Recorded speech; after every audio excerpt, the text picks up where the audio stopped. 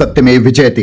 देवभूमि उत्तराखंड के नैनीताल जनपद स्थित आस्था, तप और चेतना के प्रतीक कैंची धाम के इर्द गिर्द जिस प्रकार प्रदूषण का जाल फैलाया जा रहा है, वह न केवल पर्यावरणीय अपराध है बल्कि लोक आस्था और प्रकृति दोनों के विरुद्ध खुला अपमान है।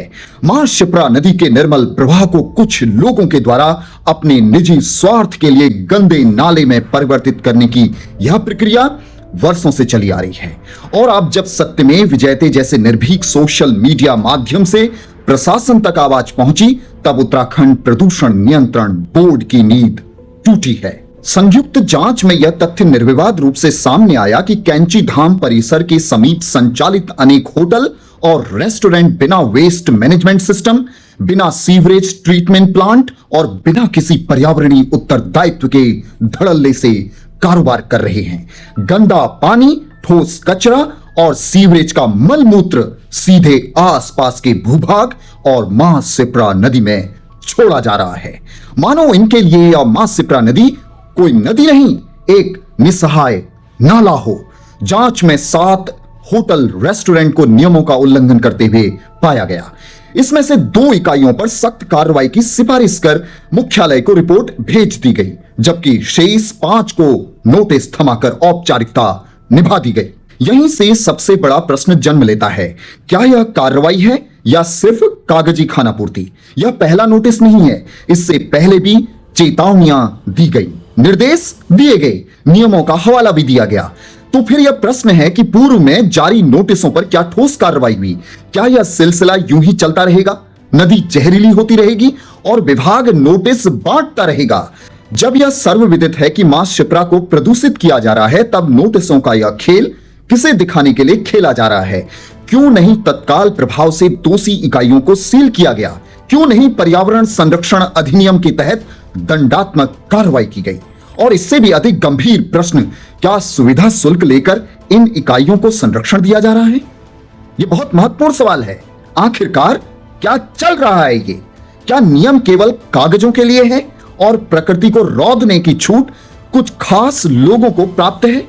यदि ये बात सही है तो इसका जवाब उत्तराखंड प्रदूषण नियंत्रण बोर्ड को तत्काल देना चाहिए। यदि उत्तराखंड प्रदूषण नियंत्रण बोर्ड वास्तव में निष्पक्ष, निर्भीक और ईमानदार कार्रवाई का दावा करता है तो उसे अब और विलंब नहीं करना चाहिए। दोषी होटल रेस्टोरेंट को तत्काल सील किया जाए। जब तक वे वैज्ञानिक वेस्ट मैनेजमेंट और सीवरेज ट्रीटमेंट की पूर्ण व्यवस्था नहीं करते, तब तक उनके संचालन पर पूर्ण प्रतिबंध लगाया जाए। मां शिप्रा कोई समझौते की वस्तु नहीं है। आस्था का प्रवाह और प्रकृति की शुचिता दोनों पर किसी भी प्रकार का सौदा स्वीकार्य नहीं है। अब समय आ गया है, क्या प्रशासन यह स्पष्ट करे कि भैया वो मां शिप्रा के साथ खड़ा है या फिर प्रदूषण फैलाने वालों के साथ? क्योंकि इतिहास गवाह है, जो सत्ता और व्यवस्था प्रकृति के साथ अन्याय करती है, वह अंततः जन आक्रोश और नैतिक पतन दोनों का शिकार होती है। कितनी अद्भुत विडंबना है जिस देश में हर चैनल अपने आप को सत्य का प्रहरी और निर्भीक पत्रकारिता का ध्वजवाहक घोषित करता है, उसी देश में कैंची धाम जैसे पवित्र तीर्थ के आसपास फैलते प्रदूषण पर मुख्यधारा की मीडिया ने गूंगेपन की चादर ओढ़ ली है। मानो यह कोई खबर ही ना हो, या फिर ऐसी खबर हो जिसे देखने से आंखें और बोलने से होंठ बचाए जा रहे हों। मां शिप्रा का जल अपवित्र किया जा रहा है और तथाकथित स्टूडियो योद्धा शहनाई की धुन में ऐसे मग्न है जैसे किसी विवाह का उत्सव चल रहा हो। कहां है वो पत्रकार जो माइक थामते ही अपने स्वर को राष्ट्रभक्ति का पर्याय बना लेते हैं? कहां है वो एंकर जो हर दूसरे मुद्दे पर ब्रेकिंग न्यूज की पट्टी लहराते हुए नैतिकता का पाठ पढ़ाते हैं? मुख्य धारा की मीडिया अब खबरों की नहीं, सुविधा की धारा में बह रही है। कैंची धाम की एक खबर क्यों नहीं आई? क्यों नहीं मुख्य धारा की मीडिया में छपी, प्रकाशित हुई? जो स्वयं को बड़ा पत्रकार कहते हैं, जो अपने नाम के आगे चैनल का ताज सजाकर अकड़ते हैं, उनकी निर्भीकता आज कैंची धाम की घाटियों में दम तोड़ चुकी है।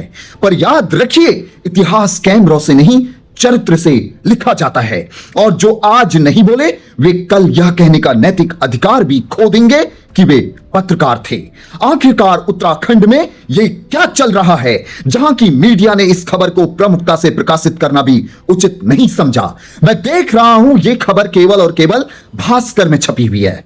समाज को समझना होगा कि मुख्य धारा की मीडिया समाज हित में काम कर रही है या फिर समाज हित का चोला पहनकर स्वार्थ सिद्धि में संलग्न है। मैं केंद्रीय प्रदूषण नियंत्रण बोर्ड से आग्रह करता हूं कि यदि उत्तराखंड प्रदूषण नियंत्रण बोर्ड का यही रुख रहा तो तत्काल कैंची धाम प्रकरण को संज्ञान में लेकर उचित और दंडात्मक कार्रवाई करने का कष्ट करें।